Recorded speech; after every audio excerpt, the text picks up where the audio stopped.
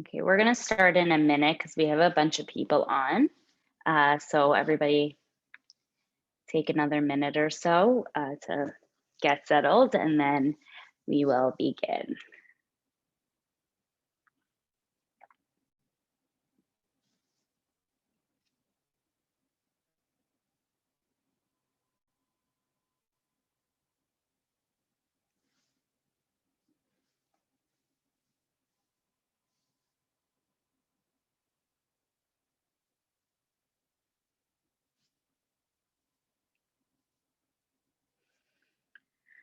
Okay, so I'm going to start. So everybody, thank you for being here tonight in honor of Breast Cancer Awareness Month. So tonight's webinar, the topic is breast cancer awareness. We're going to be speaking about, both what breast cancer is, ways for early detection, why that's important. And then our moderator, Lindsay, who I will introduce in a minute, she'll be speaking about a lot of those beginning parts. And then I will go into the nutrition of it, why it's important to, keep a healthy diet, and also antioxidants, why antioxidants are important, what they are. And then I always like to, for those of you who are not new here, I always like to talk about some recipes that include what we're talking about. And tonight will be antioxidants. So some antioxidant-rich rich recipes. So let's move on. So a little bit about me. My name is Ariel Kestenbaum. I am a registered dietitian, and I have a master's in science and nutrition from in nutrition and dietetics from New York University. I founded Fair Meals at the beginning of COVID, actually, really as a to offer nutritional guidance, easy recipes, tips and tricks to empower families to eat well on a budget and to feel good about the foods that they're providing for their families. And I'm a mom, I'm a wife, so I really know how difficult it can be to provide healthy meals, but that are also affordable as well as easy to make and not super time consuming. So with this resource, I really hope to be able to help families really from all walks of life to be able to feel good, to feel proud about the foods that they're providing to their families. A little bit about Fair Meals. So we are a 501c3 status nonprofit, and we are a free online platform offering families healthy, simple, and affordable meal solutions. And we have a ton of nutrition programming, such as nutrition education, like tonight's webinar, with the hopes to soon as well launch family counseling sessions. Really bringing in the whole family because family is so important. Nutrition is so important, rather, for the whole family. Our mission is to, as I mentioned before, empower families with the nutrition education, step-by-step recipes, and budget planning to make meals healthy, easy, and affordable. And our vision, which is really appropriate for tonight's webinar topic, is to combat America, or rather help to combat America's chronic disease crisis by making healthy food an option for every family. So cancer, breast cancer, this is a type of chronic illness. It's a type of chronic disease. And there are others that are a little bit more linked to or directly linked to diet, such as hypertension, type 2 diabetes. And we're seeing, unfortunately, some of those chronic illnesses, such as, heart disease and high blood pressure, type 2 diabetes. We're seeing them in younger ages, unfortunately, and a lot of that is said is due to diet and unfortunately not such a healthy diet that we see in our country in the average person. So we really want to combat this chronic disease crisis by making healthy food an option for every family, because it really is an option. You just need the resources, the tools, and that's what I'm here to help you guys do. So Lindsay is going to be moderating tonight. And Lindsay, you're still on mute, so I just want you to unmute so that when you do start talking, we all hear you. But I will introduce you and then I will let you take it away. So she is a segment producer for the Black News Channel, has worked as an anchor, reporter, and a host for various news outlets. including News One New York, Bold TV and NBC Houston. She's also communications and media consultant for organizations, businesses, as well as politicians. She went to the University of North Texas, and is a Houston native and the founder of Survive Her, which I'm going to let her speak a little bit about because it's a really great organization. And I'm, without further ado, Lindsay, I want you to, like I said, speak a little bit about Survive Her, and then let's kick off tonight's webinar. So thank you so much for being here tonight. Thank you so much, Ariel, for the invitation to join Fair Mills for this breast cancer awareness special. I say special as an episode of this webinar. Breast cancer awareness is near and dear to my heart. As Ariel mentioned, I am a Survive Her. I'm the founder of Survive Her, a nonprofit that I created to inform, inspire, and empower women and men too around breast cancer awareness and wellness beyond the month of October. 1 in 8 women will be diagnosed with breast cancer in her lifetime, and it's not just during the month of October that happens. And so I execute my mission through content, collaboration, and conversation. And I'm just so excited to have this conversation and to talk about preventative measures, to talk about nutrition, all of which are very important as we work to eradicate breast cancer around the nation. So I think the first thing we want to do right now is just get a sense of what you know about breast cancer. And that is, what is breast cancer? What do you think it is? So we'd love for you to chime in through the chat feature.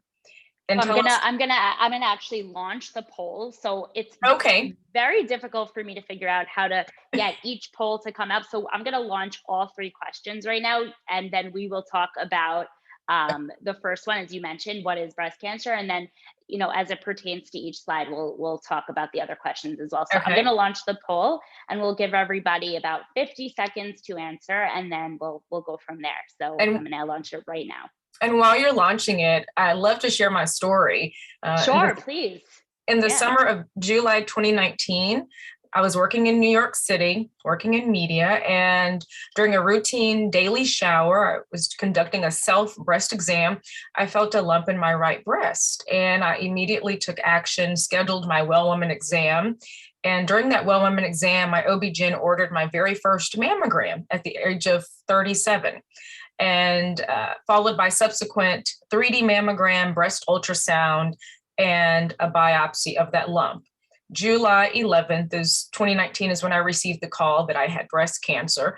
I relocated home to Houston, which is where I reside now, to be surrounded by my family. When I started my journey for treatment and surgeries, I was officially and technically diagnosed with triple negative breast cancer, stage 2B, which is the most aggressive subtype of breast cancer. I had a bilateral breast mastectomy, breast reconstruction, and I learned through my journey that I carried the BRCA1 gene mutation, which puts me at higher risk for breast and ovarian cancers. So in addition to removing both breast and reconstructing them, I also removed my ovaries and fallopian tubes to reduce my risk of ovarian cancer. And so all of that experience and all of the procedures and that timeline is what prompted me to start Survive Her, so that I could help other women and help save lives. So again, very passionate about breast cancer awareness and the advocacy work behind it, breast cancer research, genetic testing. So if you have any questions as it pertains to prevention, signs, symptoms, we will definitely be talking about that tonight. So again, thank you, Ariel, for this platform and space. Wow, that's an unbelievable story. And it's unbelievable how positive you are and how you're able to, share your story and help so many others and just educate others, because it's such an important topic. And we'll have you speak in a few minutes about all of the preventative measures. And it seems like you knew what to do, and there's so many people who unfortunately don't. So just being there and being able to to educate them is super important. So thank you for sharing that. And I'm going to launch the poll now. Like I said, I'll give you guys about 50 seconds to complete it, and then we'll go from there. And hopefully And no one Googled. We're just testing yes, your knowledge. exactly, exactly, exactly.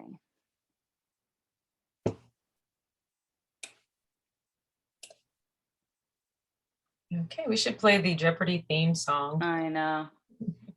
So true. As I wait for people to take it, I will, go to the next slide, which you will, in a few seconds, you will. All right, we're starting to get our answers in. Oh, great. I'll give everyone 10 more seconds and then we'll go.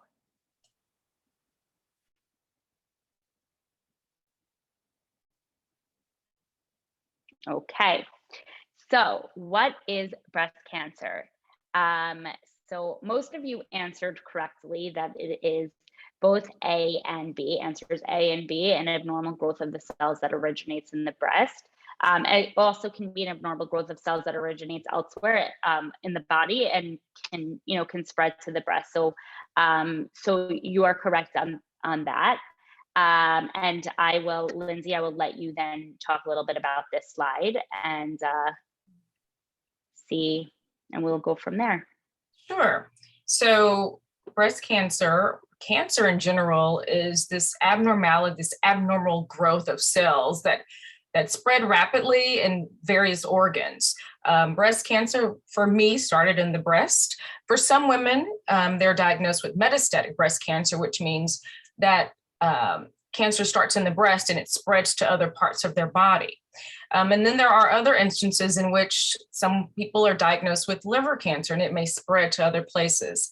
But for breast cancer, it does start in the breast. Now, risk factors. It's really important to note these risk factors. Women who are over the age of 50 would say predisposed or at higher risk of being diagnosed with breast cancer if you have a family history of breast cancer. So for me, when I was first diagnosed, I had no idea that I had any family history of cancer on the maternal side of my family. But midway through my chemotherapy journey, cousin on the paternal side of my family, who's a breast cancer survivor, called and said, Lindsay, you need to take a genetic test because the BRCA1 gene mutation runs rampant on this side of the family. So I took a genetic test through Invitae, and lo and behold, it was determined that I carried the BRCA1 gene mutation. The BRCA1 and BRCA2 gene abnormalities are those genes that are to suppress breast and ovarian cancers in women. For men, it's BRCA2. So for me, I like to use this demonstration. For everyone has the BRCA1 and 2 genes that look like this. Well, my BRCA1 gene is broken or mutated, which is why that cancer developed in my breast. I'm also the 14th Livingston on my dad's side of the family to have been diagnosed with breast cancer. So it's so important to know your family history. Yeah. And thank goodness for that genetic test. Of course, women are at higher risk for breast cancer. Now, it does affect men. As I mentioned, Matthew Knowles, Beyonce's father, was diagnosed the same month I was diagnosed with breast cancer.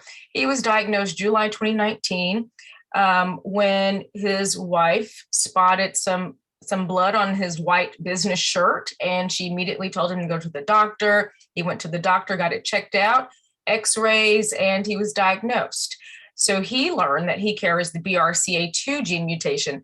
I interviewed him last year, and he told me, I asked him, did Beyonce and Solange take the test? And he said they did, but they do not carry those gene abnormalities. But family history is important. So again, these are risk factors that can contribute to a breast cancer diagnosis. Wow. Right. I learned all of this really, Ariel, within like 4 months. Yeah, I was going to say, I feel like you're like a wealth of knowledge. So I am now. Appreciate that. When you go through it, but just to not know this prior to being diagnosed and then learning all of this during, I feel like everything happens for a reason, but this is why I'm just so adamant about educating people about your family history, knowing your family history and your risk. Yeah, I totally agree.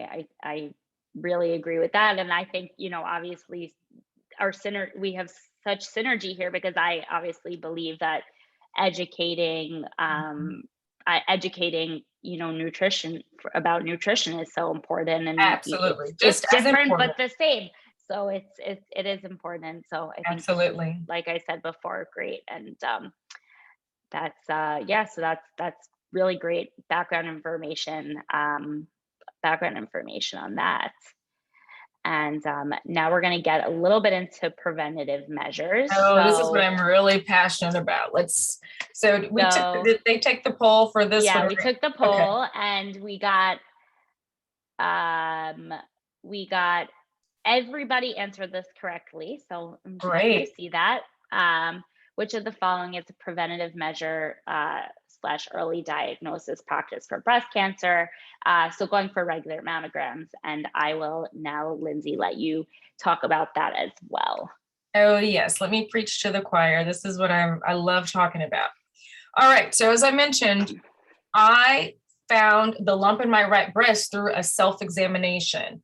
So ladies, it's important that you are feeling the girls, and we say that, it's serious, but make sure that you're conducting those self-exams at least 2 weeks prior to or a week or so after your menstrual cycle, because it's during that time of the month that our bodies are changing and our breasts are changing. So give yourself that window to conduct that self-exam every other day in the shower, is my recommendation, because our bodies change. Mammograms. So at 37, I was diagnosed. And studies show now that women are being diagnosed earlier and earlier. In fact, on the news today here in Houston, there was a feature story about a young woman who was diagnosed at the age of 24. Wow. So again, critical to know your family history, because if you are under the age of 40, you can advocate for that mammogram.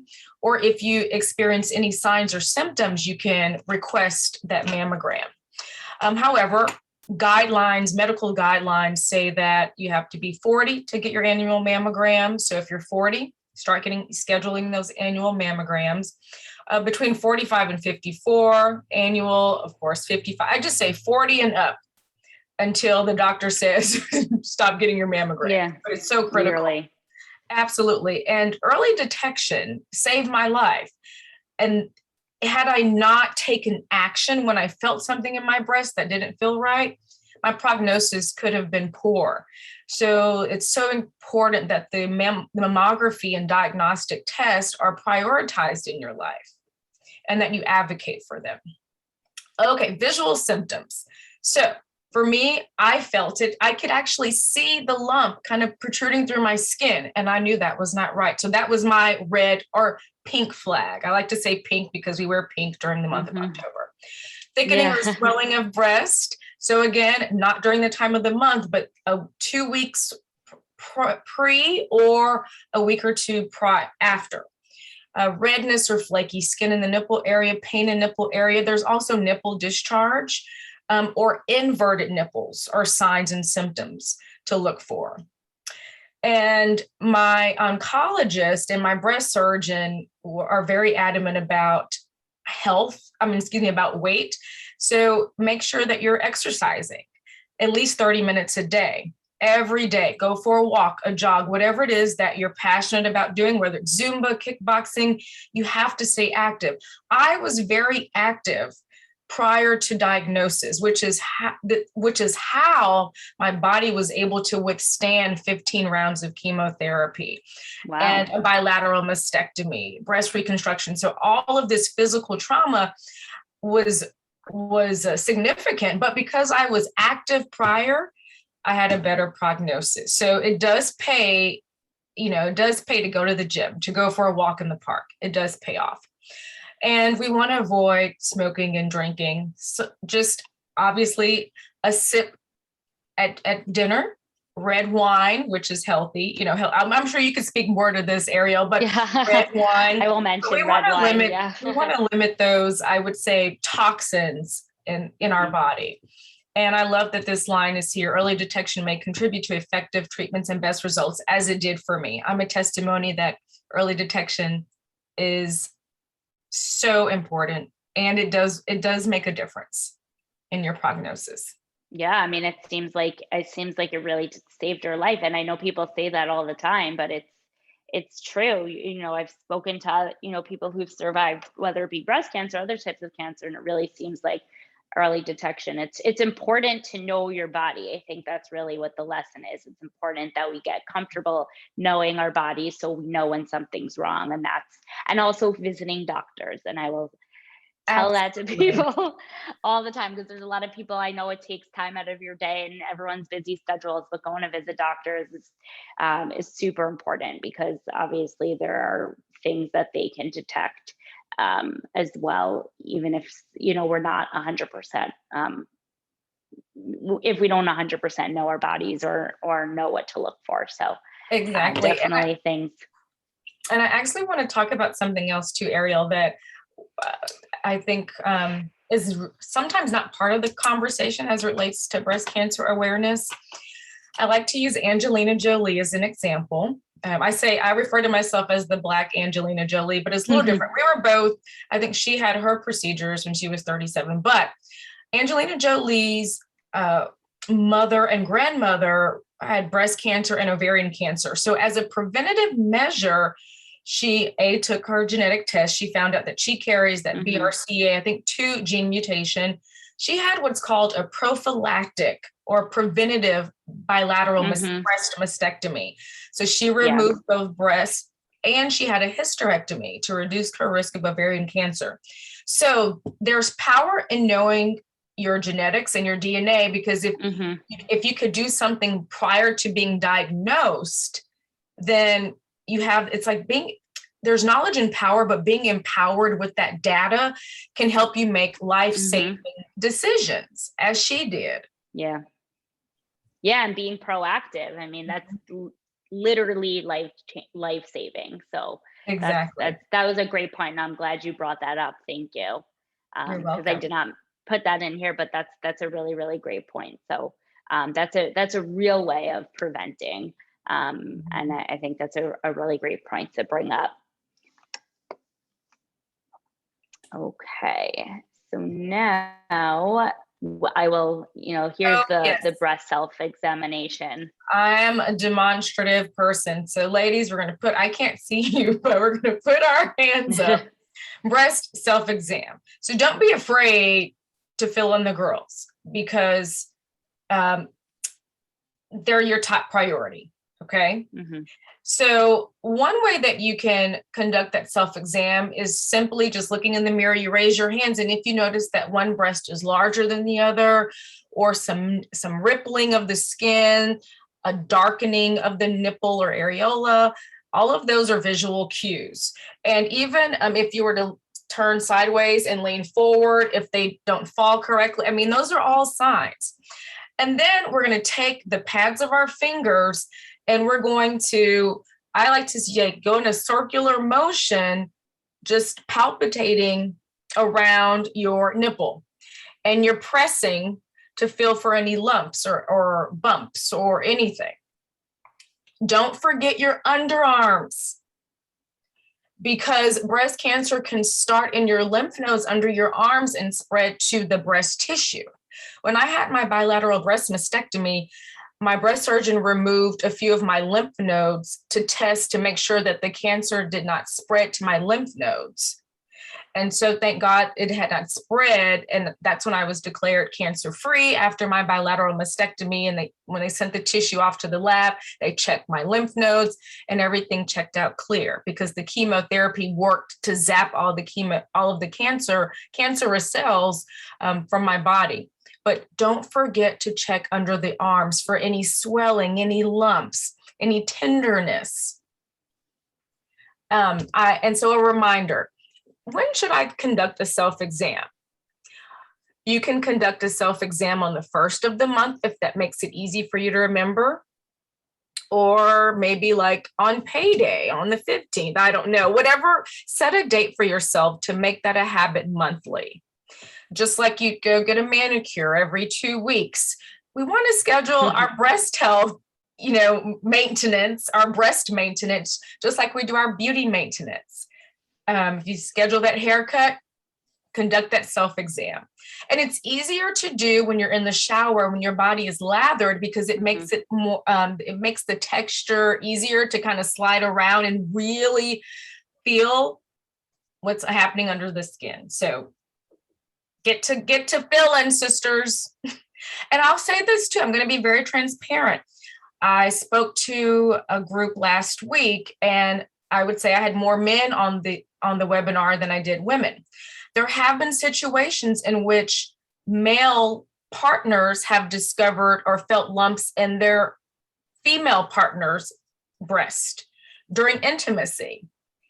So if you are with your significant other, your partner, your spouse, whomever it is, and if you feel something that's abnormal, then certainly alert her and recommend that she go to the doctor.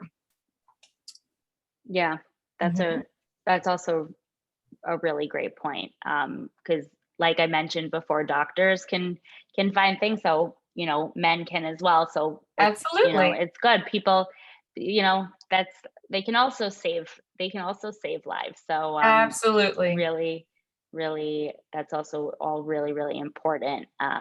All really important things to talk about and to know and to understand that these breast self-examinations are not, they're not just for fun. They're really there as a way to early detect. So really important to get in that habit. Exactly. And now we are going to move on to the nutrition, the antioxidants part of tonight and of this webinar. And we are going to go to that last question on the poll. So what is considered an antioxidant? So the choices were carbohydrate-rich foods, shelf-stable foods, fruits and vegetables, herbs and spices, or both C and D were the answers, and all of you got that right. So really whole foods, for the most part, are all really considered to be antioxidants. So I'm going to go through a little bit about what antioxidants are, what free radicals are, why they're important. There's a ton to unpack here, but I'll make it, as simple as possible.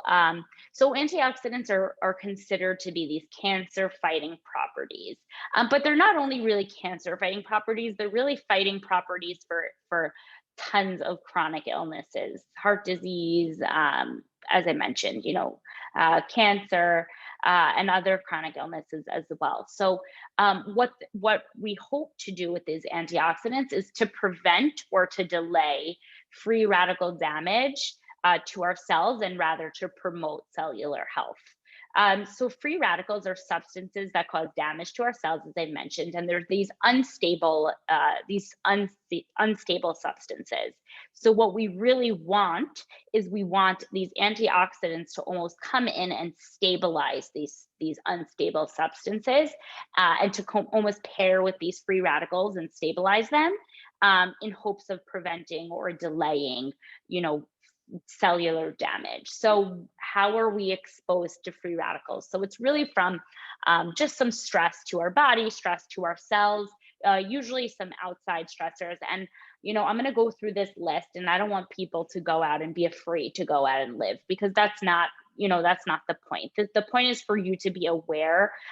Don't be afraid to go out. Don't be afraid to live. These things are around, and they are, they're a small part of what can expose us to free radicals, but that's not to say that we shouldn't go out and enjoy, the sunlight and fresh air, just because you see UV light here on this list. But they're just good things. It's good to know. To be educated, as Lindsay mentioned a few times already. So tobacco, smoking, these are obviously things that we don't really need to be exposed to, but they obviously are things that can expose us to free radicals. Drugs and alcohol, small amounts of alcohol are not going to be so detrimental, but we're talking about real, relying on alcohol or consuming a ton of alcohol.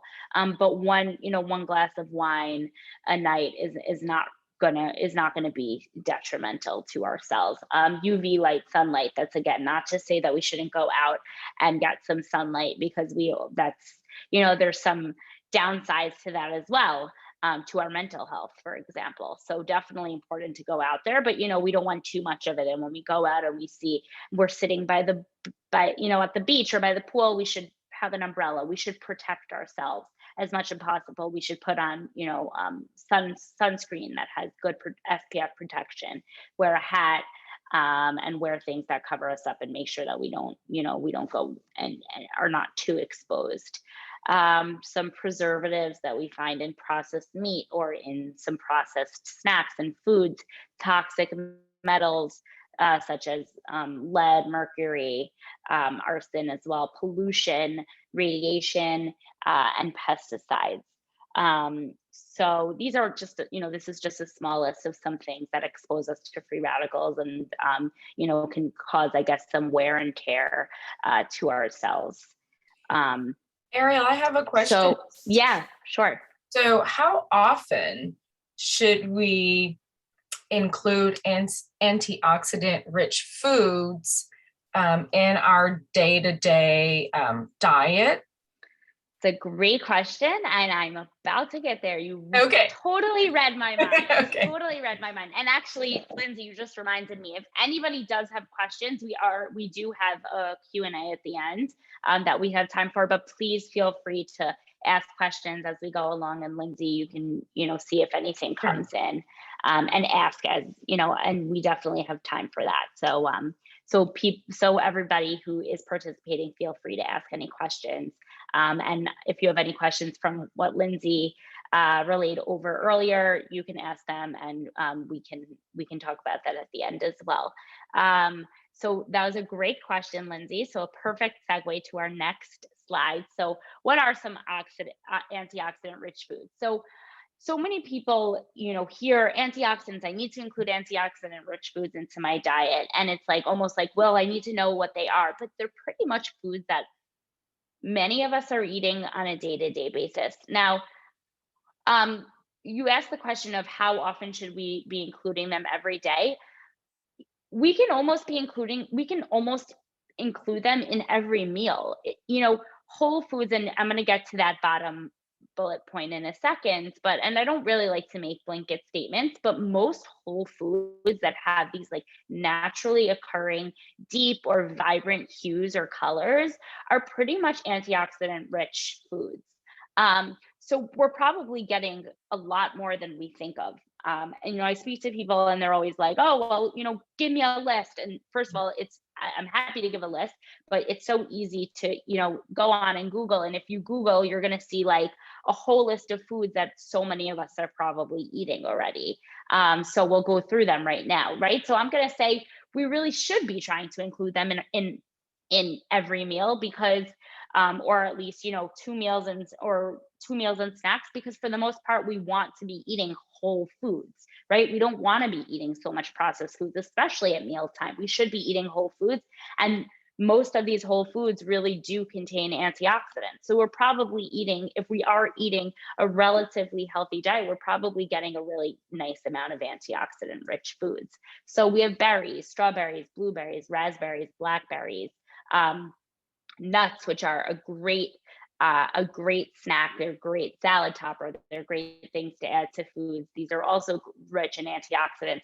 Cacao as well. So dark chocolate. And you'll see also coffee, which is not on this list, but there's some antioxidants as well. So I just want to talk about cacao for a second, because I think we always see people joking or hear people joking oh, well, chocolate's healthy for me, so I'm going to have some chocolate after dinner. And they're not talking about Hershey's chocolate, but they're talking about, dark chocolate that's, a pretty high percentage of chocolate or of cacao. And that's very rich in antioxidants. And it's actually a very good dessert to have.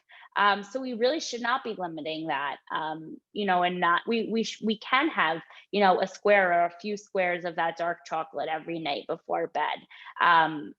First of all, it can help, with that sweet tooth, and some of that is not too sweet, but it's good enough, and it definitely I think fills that hole that we're looking for. And dark leafy greens, so kale, spinach, broccoli also is included there. Things like romaine lettuce is probably not as not as much of an antioxidant rich food, but it's still, there are still some antioxidants in there and other, vitamins and minerals that we're getting. Spices, we look at some of these spices like turmeric and cumin and ginger. They're very, they have these nice colors to it, especially turmeric, right? And paprika, things like that. Those are great sources of antioxidants as well. So adding those to chicken or fish, so rather poultry, fish, meat, that's ways of adding nice amounts of antioxidants to those meals as well. Herbs too, fresh herbs, dried herbs, these are all great sources of antioxidants. So add that again into our recipes.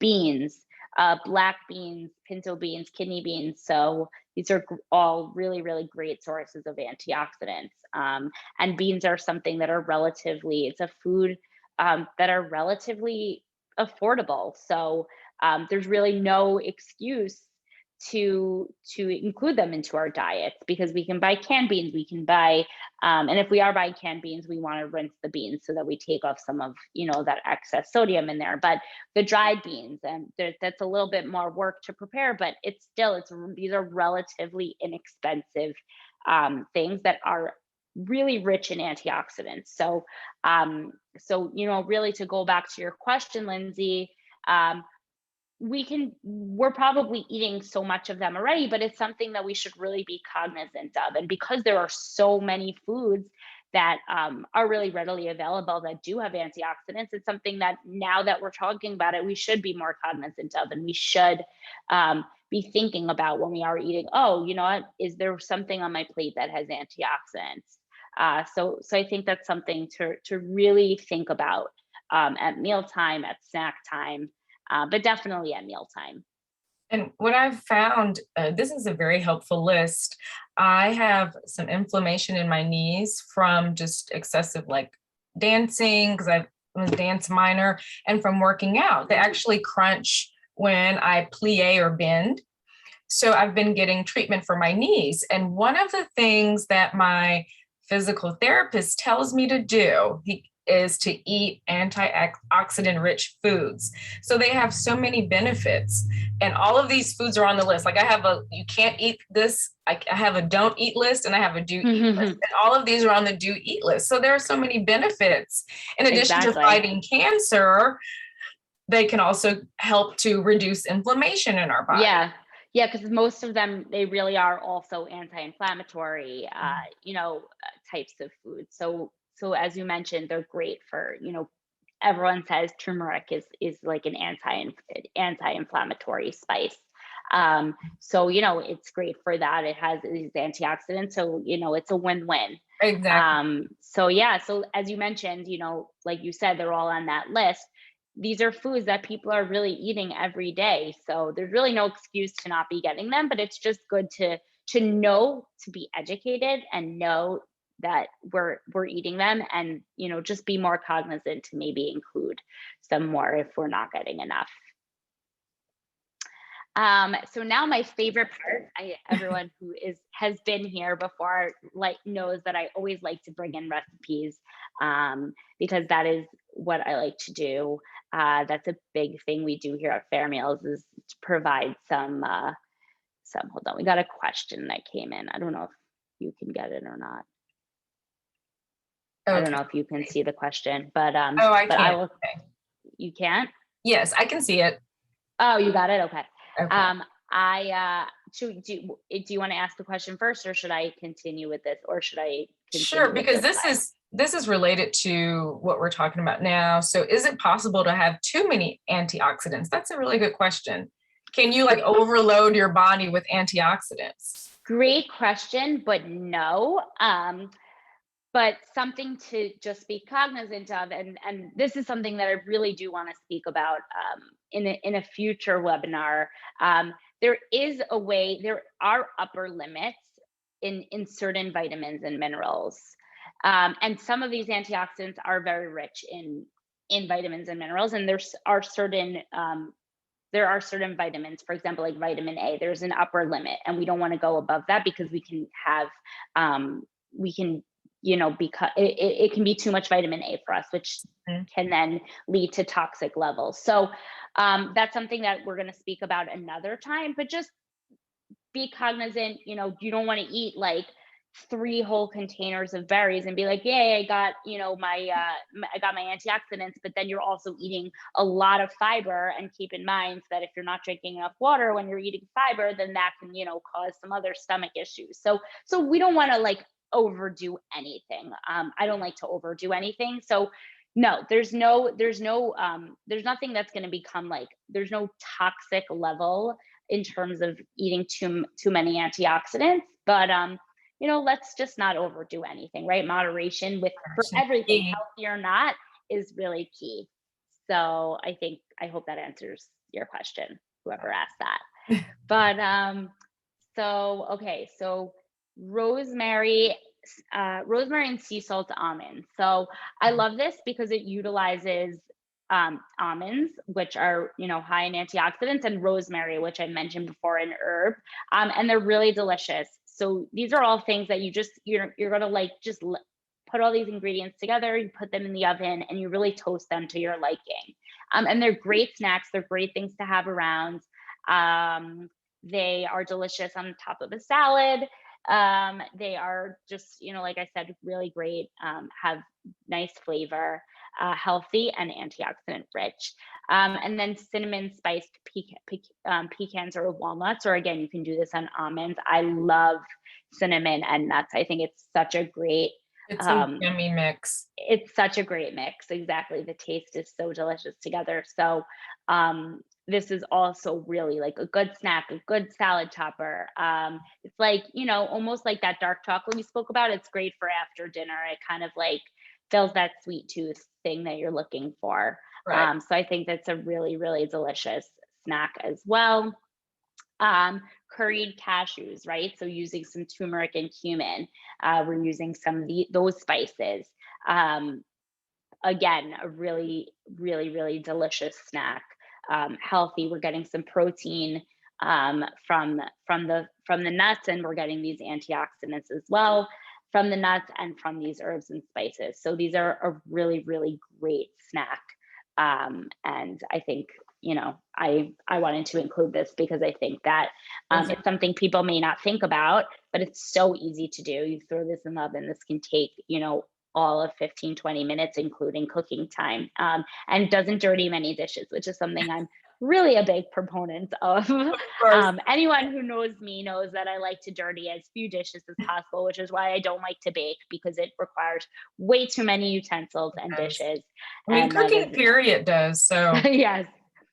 So most of my recipes. These are good snacks too, to just throw in a little Ziploc bag, because I think one of the challenges too with maintaining a healthy diet is when you're on the go, you have a busy lifestyle, you're just so quick to pick up something from a fast food eatery. But these are some great snacks you could just put in your bag, your purse, your tote, and munch on them. Exactly. And nuts are also, relatively affordable. So it's just a way to, spice things up. Oh, I like that. We do have another question, Ariel. Are there any unhealthy foods that have antioxidants, like cookies, pizza, or other junk food? So no, I mean, again, if you're making chocolate chip cookies and you're using a dark chocolate, that's going to do it. But like I mentioned in the slide before, or 2 slides rather, it's mostly going to be whole foods. So not foods that are really going to be processed. And most of those foods have processed ingredients. And again, I'm not going to say don't have that slice of pizza, don't have that cookie, because going back to the moderation, everything in moderation. But when we are, we should be adding things that do have antioxidants, right? So if we are going to be eating a slice of pizza, let's have a salad with that, right? And making sure we're getting tomatoes, which have, lycopene, which is an antioxidant, and bell pepper, again, these have antioxidants. So just make sure, we can eat those foods, and there's no problem in eating those once in a while. But, our overall diet, we want to make sure in pretty much every meal, or at least 2 meals a day, making sure we are getting we're getting antioxidants in those meals. So someone wants to know, Ariel, can you get antioxidants from a pill, like a daily vitamin, to make sure you get them every day? Good question. I am not familiar with a supplement, an antioxidant supplement. I will do a little bit more research in that. From my understanding, there is no such thing. But that's a very good question, and I don't know the answer offhand, but I'm gonna go with I don't think so, but I will get back to you guys, and I will write that in my next newsletter. So watch out for that. Yeah, that was a good question. That was a very good question. Okay. Here's my next recipe. Oh, jumped. So a mixed berry compote, right? So like a good thing to just be able to add all these berries. First of all, just like making a little berry bowl for yourself is also a great way. I also love this because I love, going back to the affordable aspect of it. You can use fresh, you can use frozen, and you can use even some canned fruits if you want. Berries, you're not going to find as much, but like canned peaches or things like that, you can add, and kind of make it a little bit, more fun. And just, you can do this over the stove, you can do this in the oven, and you can add on some of these ingredients as well, like cinnamon, which again is going to have some antioxidants. Rolled oats, we definitely get some antioxidants in oats as well. Ones that are, steel cut oats are a little bit less processed, so we may be getting some more from there. But it doesn't really matter because we're getting the antioxidants from berries. So, that's just what we should be focusing on. Chia seeds, flax seeds, these are really great ways to just add some more fiber, add some more flax seeds, for example, has omega-3 fatty acids, which is a really hard nutrient to get. So being able to add some of those things, this is a really delicious, a healthy, antioxidant-rich dessert or something, just to, again, we can snack on this. So I love this. And I think it's a great way to use, again, fresh or frozen berries, and a fun way to add these ingredients as well. So, okay, we're baking these. So it's going to be like a warm, almost like not a tart. Like a crisp. Like crisp. A berry crisp. Okay, yeah. Got it. This recipe is for the oven. But if you don't add certain of those ingredients, pretty much just the rolled oats, I would say. You can do this over the stove as well. And that's more of like that over the stove compote that you can put over ice cream or cake. Oh, yeah. But it's also good to eat, by itself. But yeah, you can do this. You can do this in the oven or over the stove. But this particular recipe is for in the oven. Okay, we have another really good question. Is there a way to boost the effect of antioxidants with complementary foods? Said differently, if you paired an antioxidant with a different food, is there a certain food you should pair it with to get the most out of the antioxidant? That's a good question. Not really. I mean, I'm going to give an example for those of you who may not understand the question. So things like protein, for example, protein and carbohydrates, for example. When you pair when you're eating a fruit, let's say, which has carbohydrates and there's some natural occurring sugar in there, pairing that with a protein you're going to get the best benefit of that carbohydrate. It's not going to your blood sugar is not going to go up and down so quickly because the protein's almost slowing down that jump of the sugar, of your blood sugar rather. So those are two foods that are great to pair together. So for those of you who may not understood that question, that's kind of a similar example. But to my knowledge, no, there's nothing that's going to make the antioxidants use it, in its best form. But that is a good question. But I'm going to say, no, there's nothing to say, because I don't want to go back and say, don't eat your chocolate chip cookie with it, because if you want to, you can. Um, but I think that's a good question. But the answer is no. The answer is there's nothing to really pair it with. Um, to my understanding. That was a good question. Yeah, that was a very good question. We're getting very good questions tonight. Thanks, everyone. Okay, kale salad with roasted chickpeas. So this is just Ooh. a really, really simple way to get antioxidants. It looks fancy, but it's not.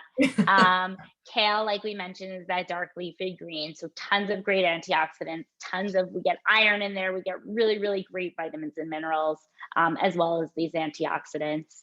Chickpeas, we can put them in, straight from the can, or if we use dried chickpeas, we can, kind of, hydrate them and then add them. But we can also make a little like a crunchy salad topping with those chickpeas as well, right? We can roast them in the oven, which is what this recipe is saying. Roast them in the oven, put some herbs and spices. We're adding some more antioxidants to that as well. Put that in the salad, and you got yourself really salad. You can add some cheese in there, some Parmesan cheese, to make it a little bit more appetizing if you wish, to add a little more flavor.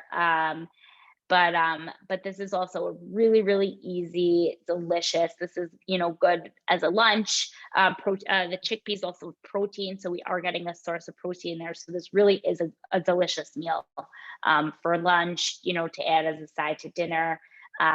So I love this recipe. I'm gonna try this one. So I simple. love a kale salad, but I haven't tried the roasted chickpeas. So I'm definitely going to make a note. Yeah, Try for to check sure. this one out. I do have a question for you, Ariel. Yeah. If we were to make a smoothie, for example, with berries and kale, etc., does when you juice or press any fruits and veggies, does it decrease their efficacy? If that makes So any sense. not in terms of antioxidants, no. But you are changing, like you're taking out some of that fiber, right? When we juice an orange, for example, there's a reason you're not getting the pulp. You're not getting like all the good stuff that's the fiber, and you're essentially taking out the juice and the sugar and the things that are like not as good for you. So that's the same thing with smoothies. But what people actually say with smoothies is when you add vegetables, such as like, let's say spinach or kale, it's not as bad as you're still keeping that fiber, those minerals. It's a little bit different with fruit, just because there's a little bit more juice in fruit that's with more of that naturally occurring sugar, and they are carbohydrates. So adding like vegetables is always a good idea for like in a juice or in a smoothie. But in terms of antioxidants, no, you're not changing. You're not changing that at all. It's really just you're just changing the fiber, I guess, the fiber. And what about like amount. with spinach or even with kale, like sauteing when you heat something? Does that, I've read before that it would like strip the nutrients out, like. Yeah, you're taking out, some of the vitamins and minerals, which I guess again you're going to be taking out some of those antioxidants, because you're getting those antioxidants from the vitamins and minerals, but really like minuscule amounts and not enough to not eat them, right? Okay. And not say, oh well, I'm not going to eat sauteed spinach because I'm taking out some of the vitamins and minerals. You're not taking out enough that it's going to be substantial. Okay. That it's going to be anything too substantial. Of course, like in its raw form, you're getting like the ultimate amount. But it's not to say that, eating that is unhealthy and we're not getting any nutrients from that. And that's, the same thing with, I always go back to this with canned fruits and vegetables. They're taking some of those nutrients that are coming out, but not enough to say, oh, well, I'm not going to eat fruits and vegetables because all I'm going to eat or all I can really afford are canned fruits and vegetables, because we're still getting good nutrition from there. So it's still important to include those into our diets and to think of those as healthy, and to think of them as we are still getting some nutrients from there. But that was a great question. Thank you. You're welcome. And that is really it from my recipes. I do have plenty more, but I didn't want to, I knew this would, there was a lot of background information here, so I didn't want to overdo it with recipes, but I have so many more I'm happy to share. So these are just my resources for tonight's webinar. And this is my contact information. If anyone has any questions, please feel free to email me. There's emails here. You can follow us on social media, and visit our website, of course, for recipes, tips, and tricks, and to see some past webinars as well. There are videos up there of the past webinars that we've done in the months prior. And if anybody has any more questions, we are happy to take them. But we had some really good questions today. I'm very impressed with everyone's questions. So thank you. Yeah, those are really good. I'm trying to think if I have any good. others about antioxidant foods. Yeah. Well, one thing I like to add to any conversation I have about food is to remind people to shop on the outer perimeter of the grocery store, because that's when we'll find the whole foods, organic foods. And when we start trickling into the inner aisles is when we are that's when we're shopping like processed, other than the beans and rice.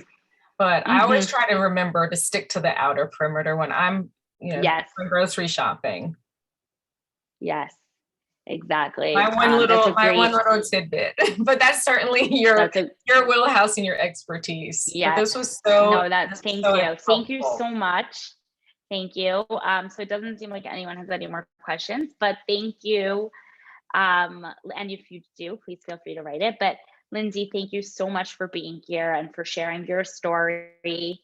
It was extremely inspiring, and so important, what you're doing, and especially this month. And as you mentioned, even beyond October, breast cancer awareness is something that does go beyond the month of October and is so important to educate, both men and women about. So thank you so much for being here. And I hope you all have a good night.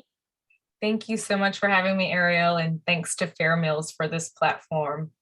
Yeah, thank you. Have a great evening. You too. Bye, everyone. Bye.